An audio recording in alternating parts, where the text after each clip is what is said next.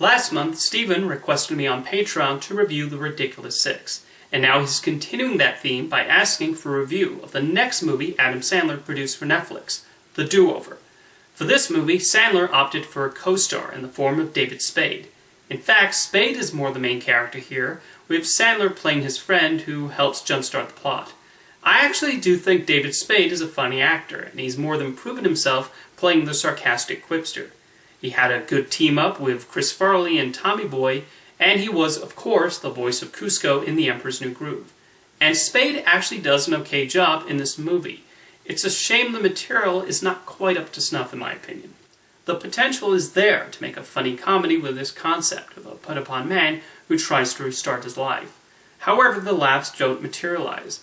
The movie tries to create this action movie plot as Spade and Sandler try to get to the bottom of this thing, but we mostly get a series of tired jokes that don't get off the ground. Spade does try to help give his character proper arc and development as best as he can, but the script fails him. A lot of the humor mostly comes out of one bad thing after another happening to his character.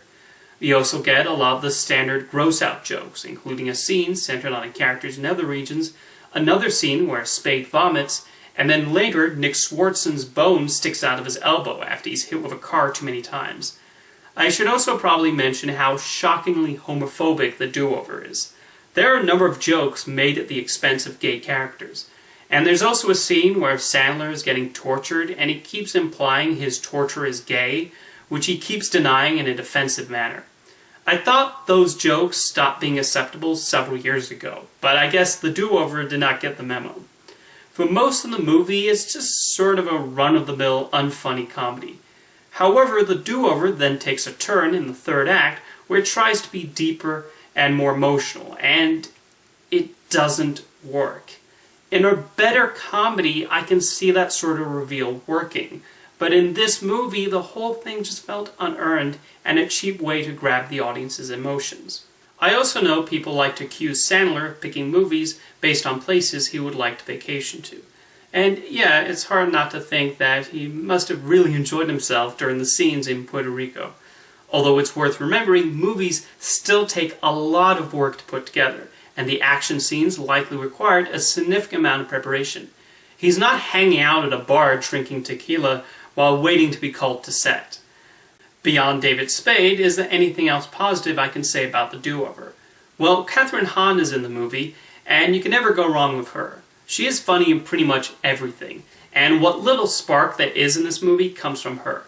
The things she's saying aren't all that funny, but she's still giving a good performance. Thankfully, she would later co-star opposite Sandler in Hotel Transylvania 3, a more successful role in a much better comedy. Overall, The Do-Over is not the worst movie starring Adam Sandler, as David Spade and Kathryn Hahn bring some relief. However, it still lacks the needed charm and humor, and the attempts at drama feel misplaced, and also drag the movie's thin plot out. I will say, while watching The Do-Over, this thought crossed my mind. What if Adam Sandler tried his hand at directing? He has produced a lot of movies through his Happy Madison production company, but he has never taken full command of a movie.